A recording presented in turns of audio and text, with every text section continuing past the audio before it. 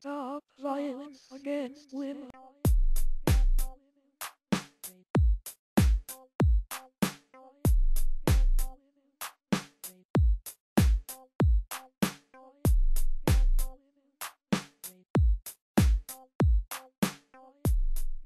Stop violence against women.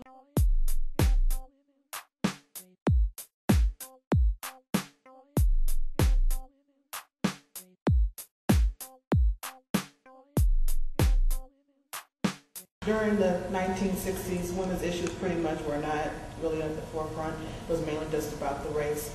Do you think that now, with everything that's transpired over the last 40 and some years, that possibly we can get on the agenda? That's how gender issues, violence against women, is something that needs to be discussed amongst men and women, and something that needs to be in the civil rights movement as well. The late Daniel Patrick Moynihan decided to write a book about black families and black families pulling apart. What Moynihan's analysis said was that until black America embraced a normative patriarchy, it would never fully integrate into American society. He was also involved with President Johnson. So when President Johnson gave his historic graduation speech at Howard, he pulled that language from Moynihan into the speech. And we suddenly had this national discussion that what ails the black family was that women were too powerful. So given how patriarchy functioned until then, what we've seen over the last 40 years, in fact, are very concrete and concerted efforts to reclaim black patriarchy as if it didn't exist already. So I would argue it's actually much more difficult in 2006 to get that on the agenda than it was in 1966 when Johnson gave the speech. Brothers who had been shoulder to shoulder with us in the civil rights movement and in these demonstrations based on race, what we often found was that our brothers were not open to looking at questions of sexism. They were not open to looking at questions of rape and sexual violence and domestic violence. They just really were not able to understand that. As Dr. King said, you know, oppression of one is oppression of all. I have, along with every woman I know, have been a victim of sexual violence of some sort. I am willing to talk about it out loud. I'm willing to say, yes, I was a victim. No, I'm not being victimized anymore.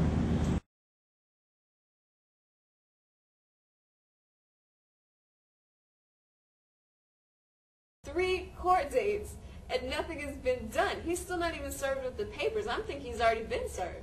But he's still contacting me. I'm like, this is a violation. None of it was a violation because he was never served with the papers. She was very frustrated because she wasn't getting anywhere with the judicial system and was not getting much support from Spelman College, even though the public safety department was aware of her situation.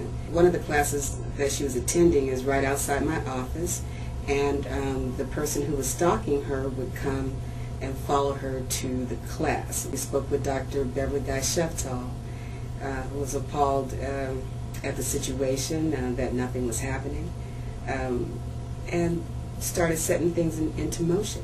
So within 3 days, I was meeting with the investigators from the district attorney's office. The investigators went to campus, pulled him out of class to serve him with the papers, to tell him, you are stalking her, harassing her, leave her alone.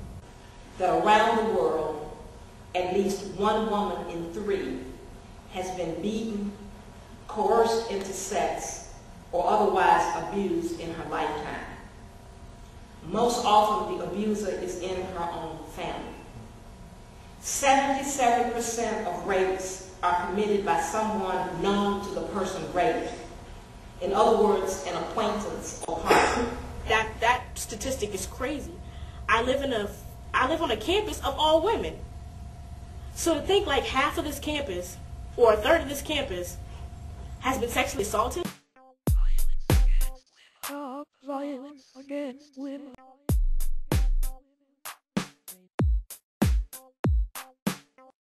In 1996, the last year of Janetta Cole's presidency, a highly public gang rape case occurred involving a Spelman student and several Morehouse students, which precipitated, and this is going to be really ironic for those of us who were here, a town hall meeting on October 7, 1996, exactly 10 years ago, only one day after this one. In 1996, when a Spelman sister charged that she had been gang raped at Morehouse College, in many ways I thought my world had ended.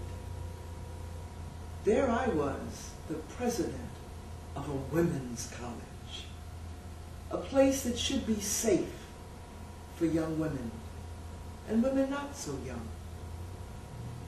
And yet, here was a Spelman student claiming that she had endured what is surely the most barbaric, the most violent assault that anyone can experience. I was outraged as I heard not just some students, but members of the faculty and staff saying such things as, well, what was she doing over there? What was she wearing? She must have wanted it.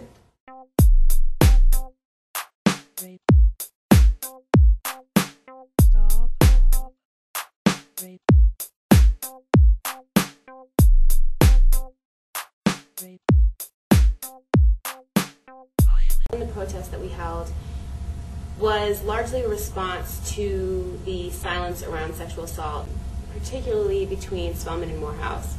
I was at a meeting where I heard about 3 recent incidences of sexual assault, and that was within the first month of school. I was so angry that these things happen all the time and that people are so silent about it. And I had the idea for us to do some t-shirts just so we could be uniform and people would know what we were there for. We just heard, we acted as quickly as we could. I think violence against women and sexual assault is a civil rights issue. I believe that it's a human rights issue. If there are, in fact, barriers that exist in society that prevent an individual from living a fully actualized life in a safe, healthy environment, then their civil rights, their basic human rights are being violated. And that's what sexual assault and violence against women and all the various manifestations of violence against women does.